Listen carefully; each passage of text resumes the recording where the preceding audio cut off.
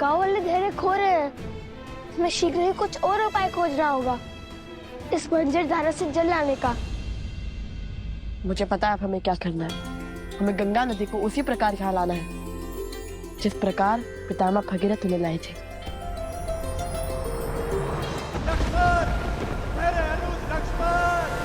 जय पिताश्री! जय पिताश्री! सैनिकों, बचाओ राजानुज को। लौटाओ लक्ष्मण, लौटाओ लक्ष्मण। राजानुज, लक्ष्मण! सैनिकों, बचाओ राजानुज को। राजानुज, भरत, भरत, राजानुज।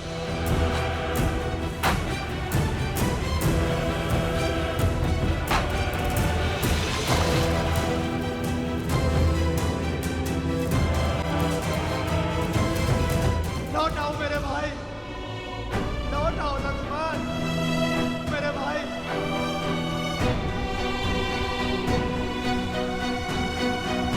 भैया, भैया।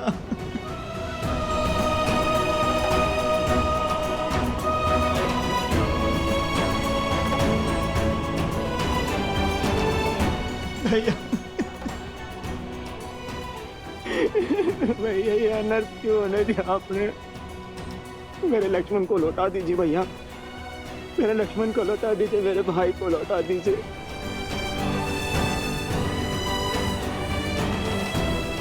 चाहे तो आप मेरे प्राण ले लीजिए, परंतु लक्ष्मण को जीवन दे दीजिए भैया।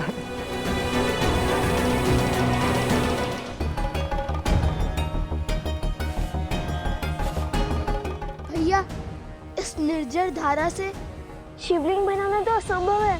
परास्त मत हो कुश, प्रयास करते रहो। श्रद्धा जितनी सच्ची होगी, कार्य उतनी जल्दी संपूर्ण होगा।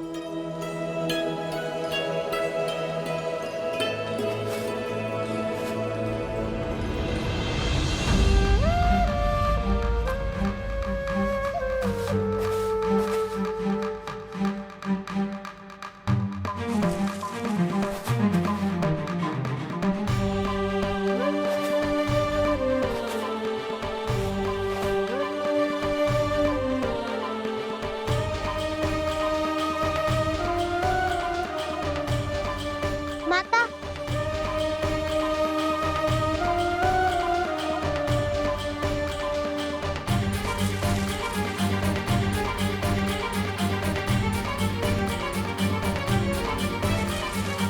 माता, खंड सूख रहा है माता।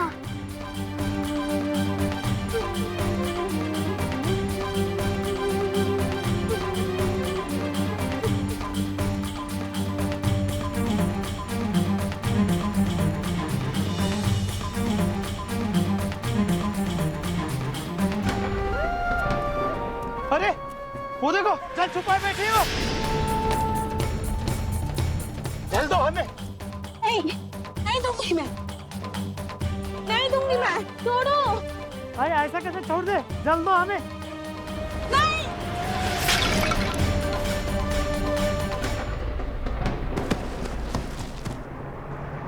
नहीं कुश, कई बार युद्ध जीतने के लिए हमें तुरंत हारने पड़ते हैं, और अभी हमारे एकमात्र ध्यान शिव की श्रद्धा है।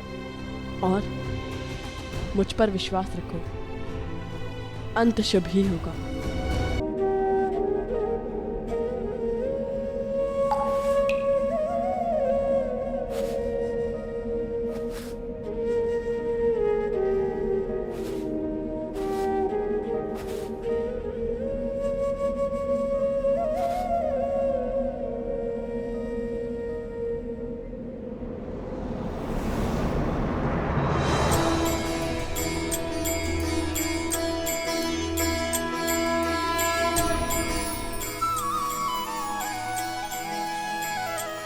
शिवलिंग तो बन गया, अब हमें महादेव का महाजाप करना होगा। और स्मरण रहे, जाप तब तक नहीं रुकना चाहिए जब तक महादेव स्वयं आकर हमें समस्या का हल ना बता दे। हे महादेव, आपने हमारे पूर्वज पितामह भागीरथ की सहायता की थी ना, गंगा नदी को धरा पर लाए थे ना आप। आज हम दोनों आपसे गुहार लगाते हैं कि आप हम पर अपनी कृपा दृष्टि डालें, इस समस्या का निवारण करें। यहाँ मानव अपनी मानवता खो रहा है, सदाचरण और सौचरण भूल रहे हैं। यहाँ मनुष्य पशु बन रहा है, किंतु जो स्थिति यहाँ उत्पन्न हुई है, जिस भांति ये वो जीवन बसर कर रहे हैं, वो हमसे नहीं देखा जाता। हम आपके आगे हाथ जोड़ते हैं महादेव, हमारी सहायता कीजिए, मानव जाति की रक्षा कीजिए।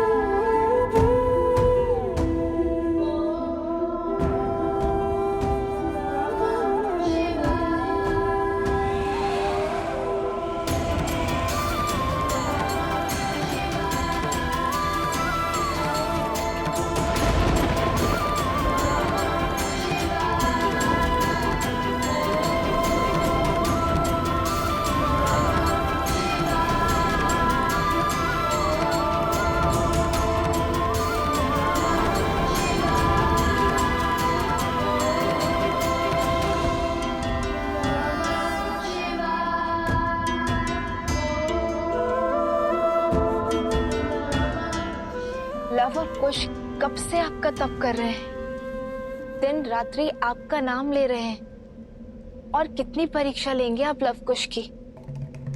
ये मत भूलिए देवी कि जो उत्तरदायित्व इनके कांधों पर आने वाला है वो कोई साधारण उत्तरदायित्व नहीं है। संपूर्ण कौशल देश का राजकाज लवकुश के कांधों पर ही आने वाला है। इसलिए इन्हें उत्तम नहीं सर्वोत्तम बनकर दिखाना होगा, और इनका वो स्वरूप समस्त संसार भी देखेगा।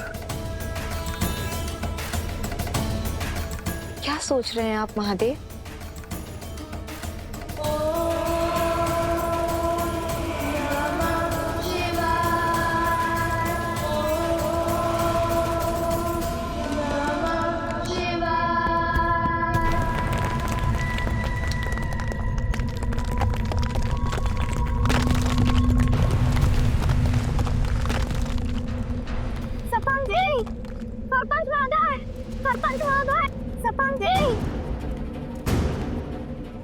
वहाँ देखिए,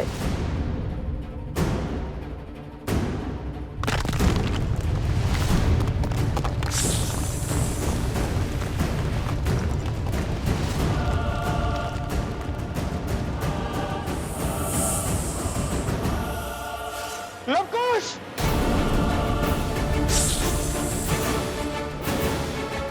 लवकुश उठ जाओ वहां से! बहुत बड़ा कर्म तुम्हारी ओर आ रहा है। हृदय के इन अंगों को स्वयं से दूर कर। अब जीवित कैसे हैं भैया? मेरे तो तन का हर भाग इस वियोग की अग्नि में चल रहा है। चीख चीख कर अपने भाई लक्ष्मण को लौटाने की गुहार लगा रहा है भैया। ये पीड़ा बहुत सहन नहीं होती मुझसे। इस वियोग की अग्नि को कैसे झेल पा रहे हैं भैया? कैसे? शांत हो जाओ भरत।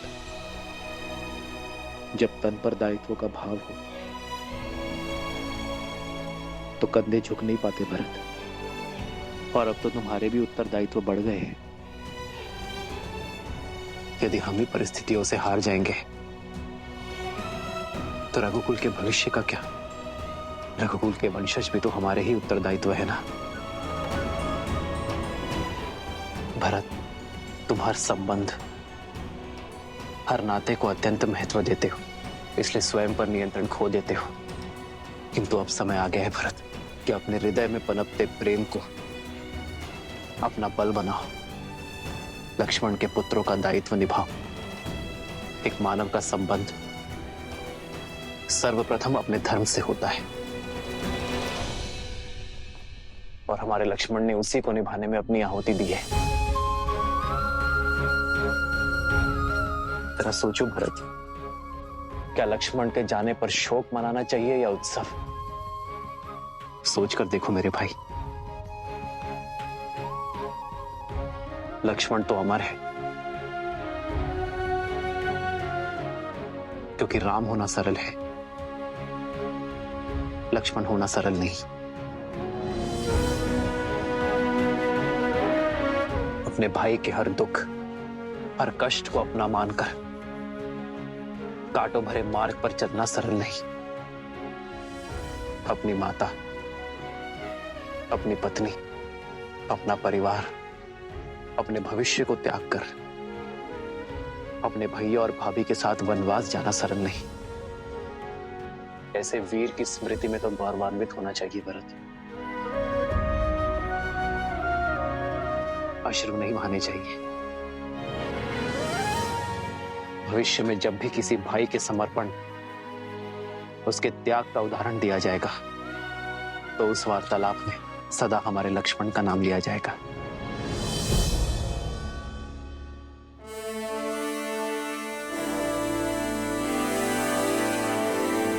राजअनुज लक्ष्मण हमारे, राजअनुज लक्ष्मण हमारे। भरत, तुम उचित समय पर ही आए हो। आओ, लक्ष्मण की प्रतिमा की स्थापना करो।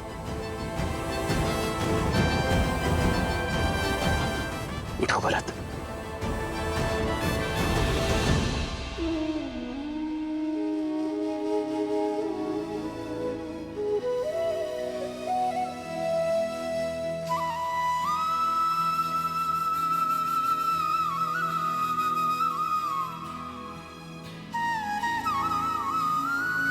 आओ भरत।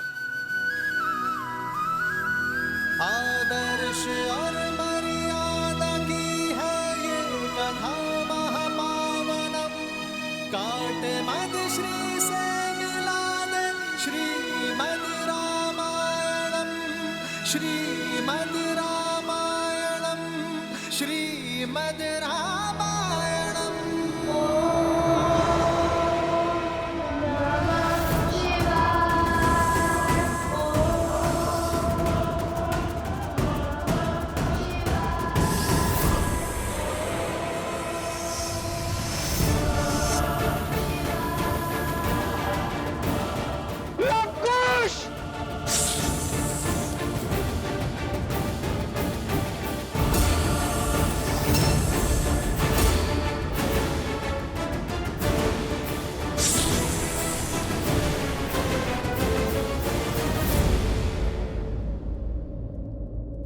वन हमें जीवन देते हैं और वनवासी कबीले उनके रक्षक हैं, प्रकृति के रक्षक हैं। इसलिए उनका उत्थान, उनका विकास हमारा लक्ष्य होना चाहिए। इन्हें और इनके समान सभी को मुख्य धारा से जोड़कर रामराज्य में इनका विकास सुनिश्चित करना होगा। इनके लिए विद्यालय स्थापित करने होंगे।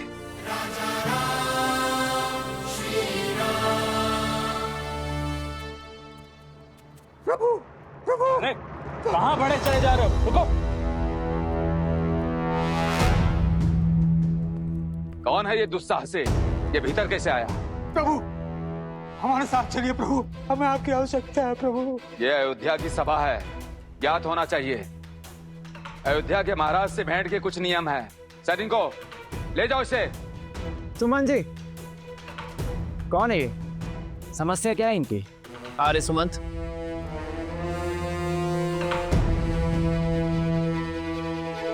प्रभु, जो घट रहा है उसका वर्णन मैं शब्दों में नहीं कर सकता। कृपया चल कर देखें कि संसार क्या संकट झेल रहा है। यह आपकी और देवी सीता के सजाए राम राज्य पर उठा प्रश्न है।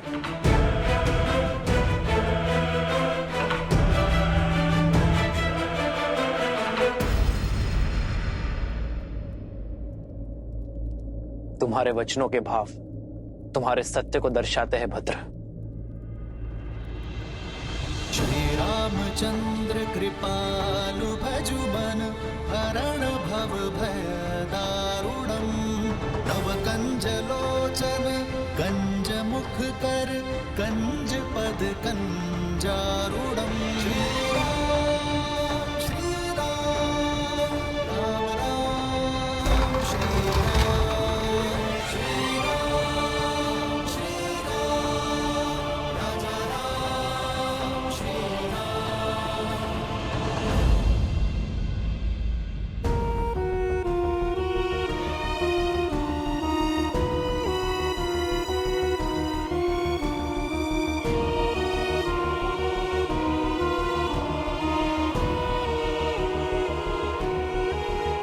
कौन है ये सब? ये अयोध्या के तो नहीं लगते। नहीं प्रभु, हम पुरुषपुर और कुभा से आए हुए शरणार्थी हैं। अयोध्यापति से शरण की भिक्षा मांगने आए। हमारे परिवार को यहाँ बसने की अनुमति दीजिए प्रभु। आर्य सुमंत, जी महाराज। बालकों और वृद्धों को भोजन करवाइए, इनके रहने की व्यवस्था करवाइए और घायलों का शीघ्र अतिशीघ्र उपचार करवाइए। सैनिकों, आओ सहायता करो।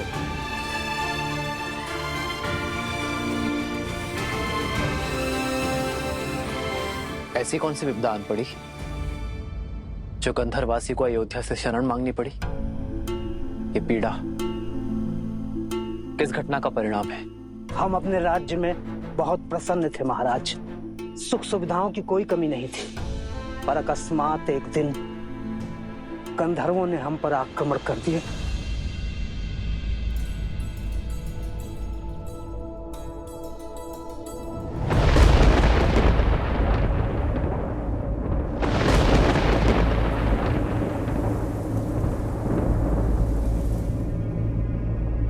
ये वातावरण अचानक इतना भयंकर क्यों होता है?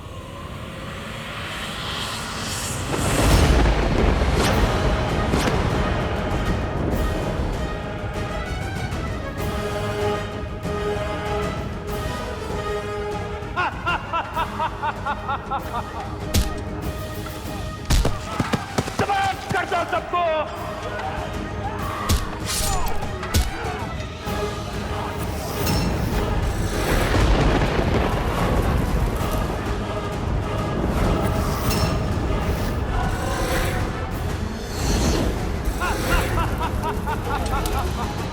आपने जानने का प्रयास किया कि गंधर्वों ने यह आक्रमण क्यों किया? वो बाकी गंधर्वों से भिन्न है महाराज। उनका राजा गंधर्व वृश्क अपने समान किसी को नहीं मानता। वो केवल बल पर विश्वास करता है, न धर्म न अनुशासन। उसके बल ने उसकी प्रवृत्ति मलिन कर दी है। इसी कारण उसे और उसके साथियों को बाकी गंधर्वों ने त्याग दिया है। वो कहते हैं, हम बलशाली हैं, जो चाहिए हाथ बढ़ा के छीन लेंगे। हमने पूछा कि हमसे क्या शत्रुता है, तो उन्होंने हमें प्रकृति का नियम समझा दिया। प्रकृति का नियम है कि दुर्बल सदा सबल के आगे विवश रहता है। तुम दुर्बल हो, तभी शीश झुकाने के लिए जन्मे हो। हम शीश उठा के जीने के लिए जन्मे हैं, क्योंकि हम बलशाली हैं। अगर बल है तो प्रदर्शन भी होगा।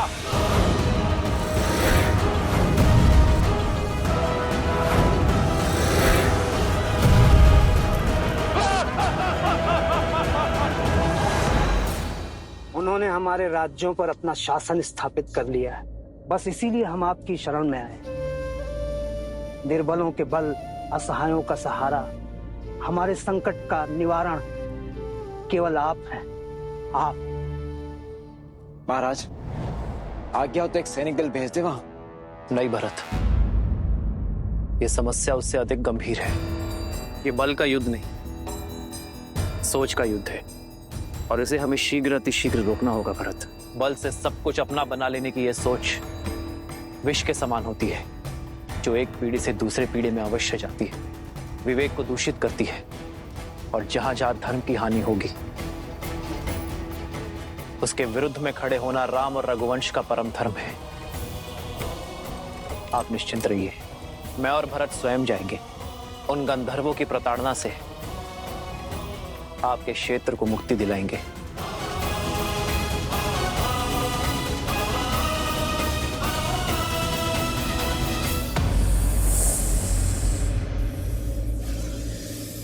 हे भगवान, ये कैसे संभव है? अभी ध्यान में लीन थे लवकुश कि सर्प ने डस लिया, फिर दोनों को आभास तक नहीं हुआ।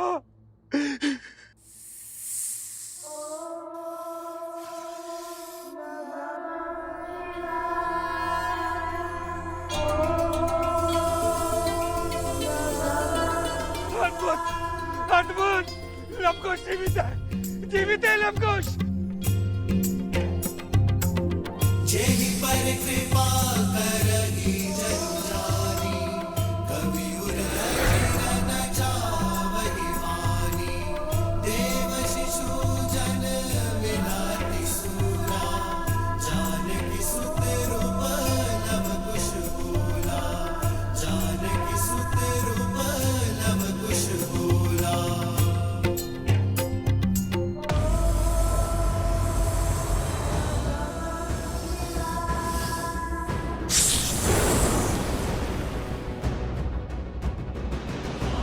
लवकुश,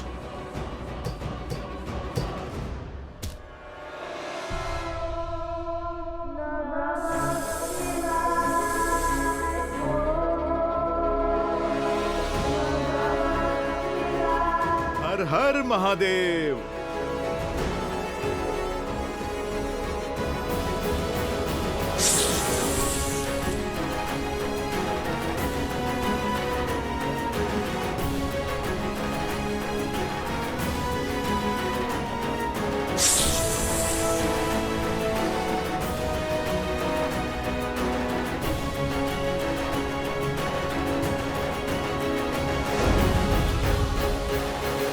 अद्भुत है।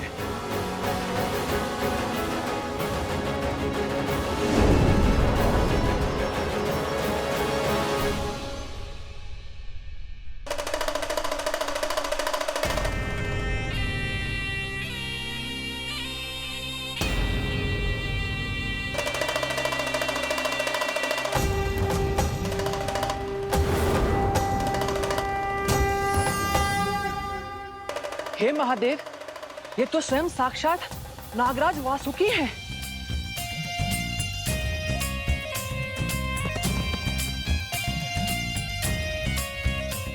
शिव के सेवक महान वासुकी को हनुमान का प्रणाम।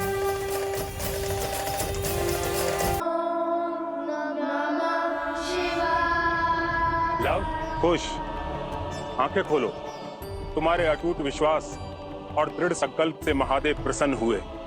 देखो, भगवान शिव का सेवक वासुकी तुम्हारे समक्ष है।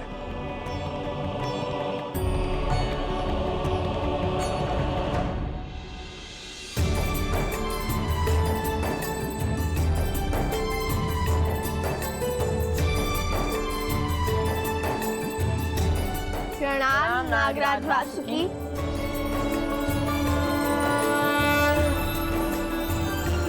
मैं तुम दोनों के लिए केवल नागराज नहीं हूं लवकुश, हमारा एक संबंध और भी है। तुम्हारी माता सीता धरती से जन्मी भूमिजा थी और मैं भूमि के भीतर पाताल लोक का राजा। और इस नाते मैं तुम्हारी माता प्रकृति स्वरूपा देवी सीता का भाई और तुम्हारा मामा हुआ। मामाश्री,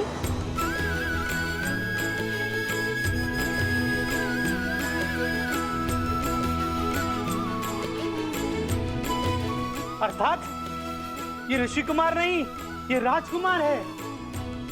अयोध्या नरेश, श्री रामचंद्र। जो पूर्व मेरे पिताश्री अयोध्यापति महाराज दशरथ ने ऐसा ही युद्ध लड़ा था जो उनका नहीं था। अपने मित्र जटायु के आग्रह पर उन्होंने वो युद्ध लड़ा था और उसी युद्ध में अपनी वीरता का ध्वज लहराकर उन्होंने दशरथ का नाम प्राप्त किया। आज भी हमारे समक्ष ऐसी ही परिस्थिति बन चुकी है और धर्म की रक्षा और पाप का अंत तो रघुवंश का कर्तव्य है। हम पराजय से भयभीत होकर अपने धर्म से विमुख नहीं हो सकते, अपने कर्तव्य से मुख नहीं मोड़ सकते। हम स्वयं को उनके दुखों से भिन्न नहीं कर सकते। जब जब इस संसार में मानवता आहत होती है, धर्म पर प्रहार होता है, तब तब हम अपने प्राणों की शक्ति से संसार और मानवता की रक्षा करते हैं। क्योंकि स्वयं के लिए तो केवल पशु जीते हैं, किंतु एक मानव तो संसार के लिए जीता है और संसार के लिए ही मरता है। भय के लिए भयंकर है। हम राम के रुद्र हैं, शंकर हैं। शंकर है हम, शंकर है हम, शंकर है हम। जय सिया राम, जय सिया राम, जय सिया राम, जय सिया राम। आओ व्रत।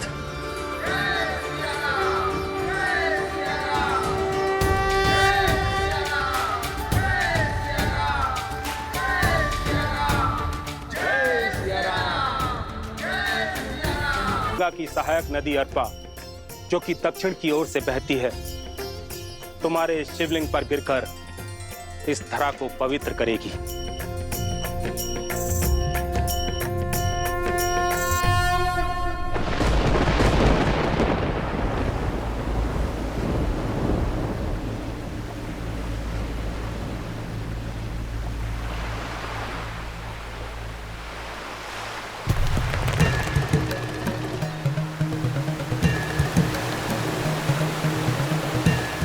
धन्य हो महादेव।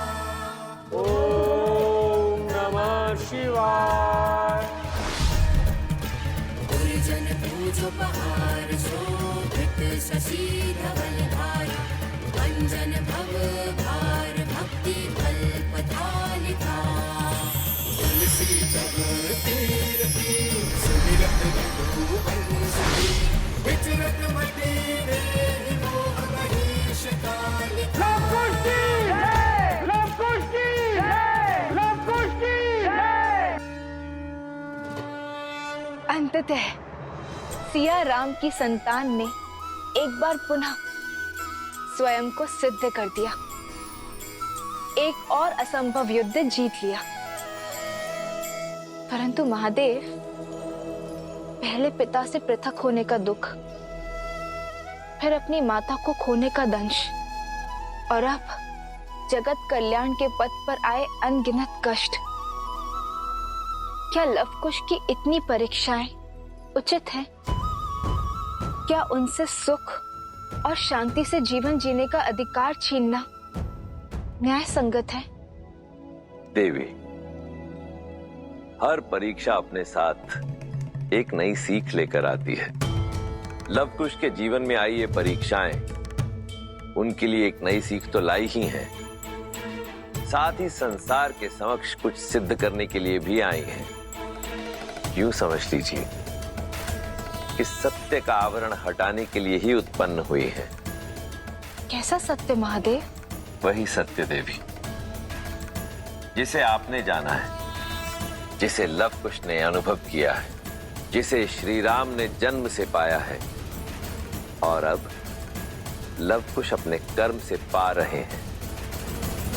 इनके भीतर से निकली ज्योत सारे संसार को जगमग कर रही है, अर्थात इनका मन पूर्णतः स्थिर है।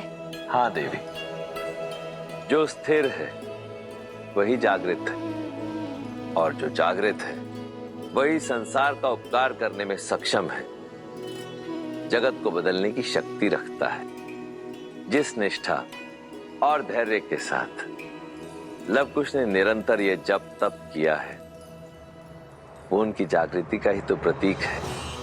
ये सिद्ध करता है कि लवकुश संसार में धर्म का प्रकाश बनेंगे, अपने शौर्य और धर्म की ज्योत से संसार को ज्योतिर्मय करेंगे, श्री राम की विरासत को, राम राज्य को आगे ले जाएंगे।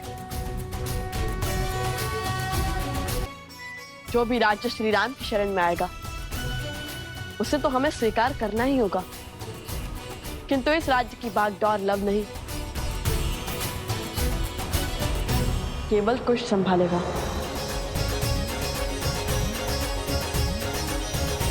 राजकुमार कुश्ती, राजकुमार कुश्ती, राजकुमार कुश्ती। माता कहती थी कि संसार में प्रेम से अधिक मूल्यवान और कोई वस्तु नहीं, और आज आप सबका प्रेम देखकर मेरा हृदय गदगद हो गया। मैं अयोध्या का राजकुमार कुश अपने पिता श्री कौशल नरेश श्री राम के नाम को साक्षी मानकर आप सभी को और इस राज्य को कौशल राज्य में सम्मिलित करता हूँ।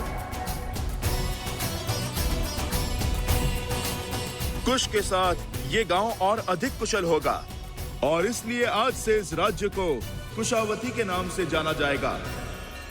राजकुमार कुश्ती, राजकुमार कुश्ती, राजा राम की, राजा राम की, राजा राम की, राजा राम की जय। राजा रामचंद्र की, राजा रामचंद्र की, राजा रामचंद्र की, राजा रामचंद्र की, राजा रामचंद्र की। केला बहुत ही मीठा है। परिश्रम से जो मिला है, जैसे आप दोनों के परिश्रम का प्रसाद मिला। ज्ञान प्राप्त करने निकले और दिग्विजय होकर लौटे। प्रभु तो ये सुनकर गदगद हो उठेंगे। कुछ लीजिए। नहीं।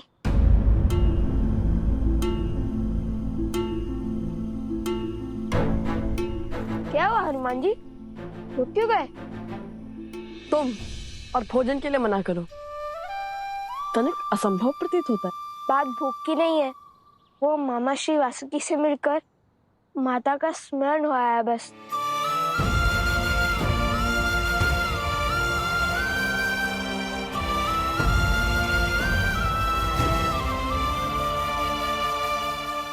देख रहे हैं ना प्रभु, जो पीड़ा आप सह रहे हैं, आपके पुत्रों को भी उसी का दंश सता रहा है।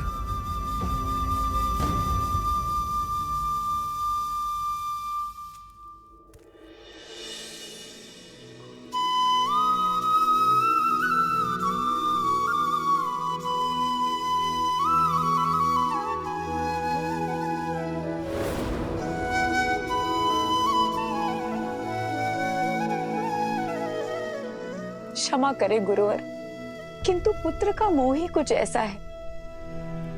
समक्ष रहे तो मन आनंद से भर जाता है, और यदि ना हो तो आंखें भर आती हैं। आज मेरे मन में सहस्त्र प्रश्न उठ रहे हैं। क्या अयोध्या को कभी संपूर्ण सुख की प्राप्ति होगी? क्या हमारा परिवार कभी चैन की श्वास ले पाएगा? क्या संकट, क्या परीक्षा और कष्ट की ये घड़ी कभी समाप्त हो पाएगी? कितना समय हो गया रघुकुल के अंशों ने साथ मिलकर आरती नहीं की।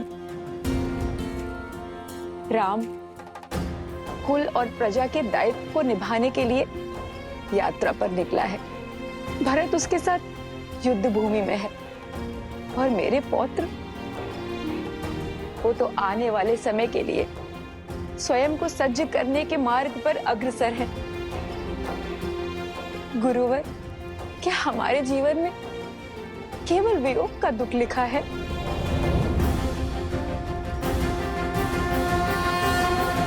देवी, यह वंश, यह परंपरा केवल एक परिवार नहीं, एक धरोहर है, साक्षात नारायण की। ना ये परिवार साधारण है, ना परिवार जन। फिर आपके ये कष्ट सामान्य कैसे हुए देवी? रघुकुल सदा धर्म की धुरी रहा है और रहेगा।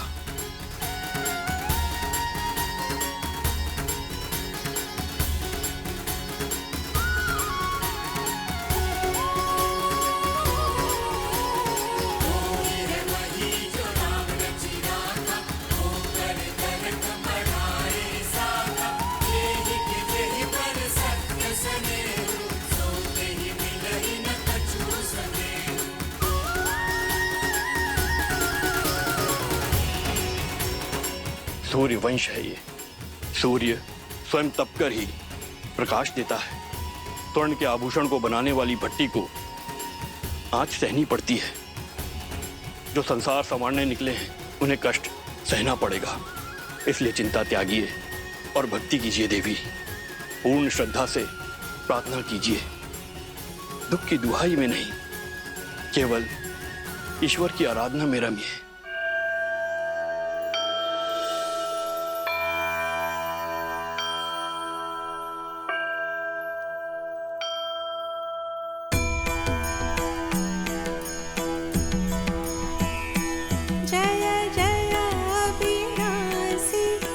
घटवासी व्यापक परमानंदा अविगत गौतीतम चरित पुनीतम माया रहित मुकुंदा।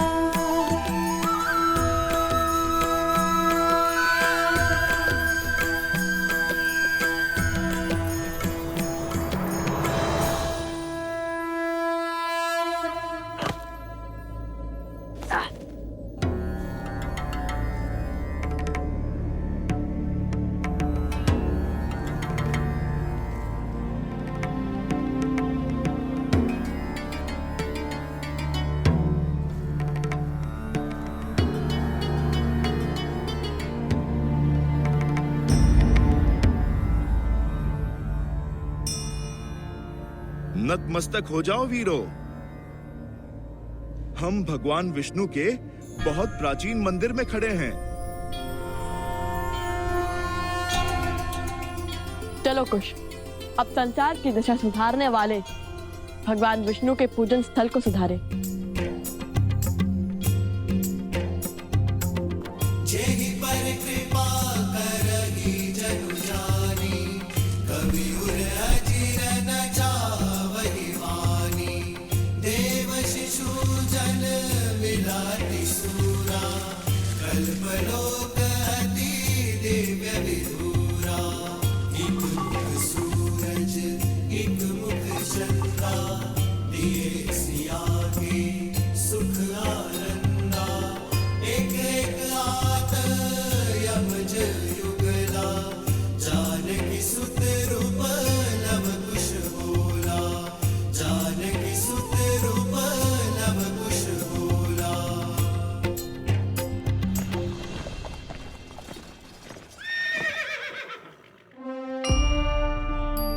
पिताश्री, पिताश्री, प्रभु,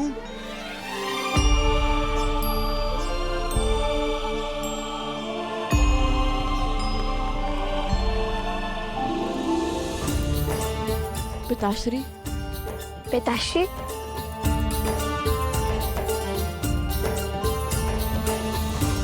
पुत्रों,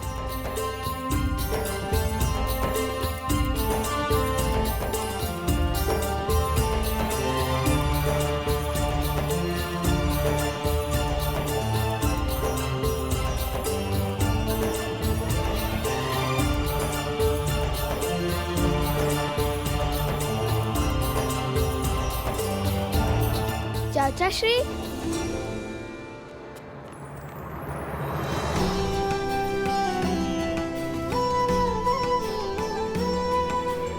आयुष्मान भव।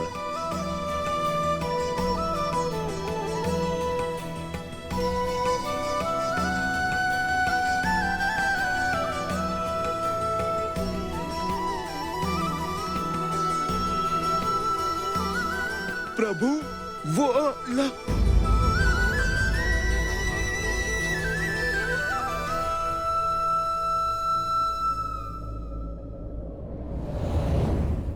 अष्टबाहु का अंत ही नहीं, श्रद्धा का नया अध्याय भी लिखा है लवकुश ने। अपने तप से महादेव का आशीर्वाद प्राप्त किया, साक्षात वासुकी नाग की परीक्षा उत्तीर्ण की। दो शब्दों में कहूँ प्रभु, तो इनका भविष्य दिग्विजय में परिवर्तित हो रहा है। असंभव को संभव किया है तुम दोनों ने, मेरे शीश को गर्व से ऊंचा किया है तुम दोनों ने। और धर्म के लिए स्वयं को समर्पित करना तो मानव कर्म की पराकाष्ठा है पुत्रों। हमारी बातें तो हो गई,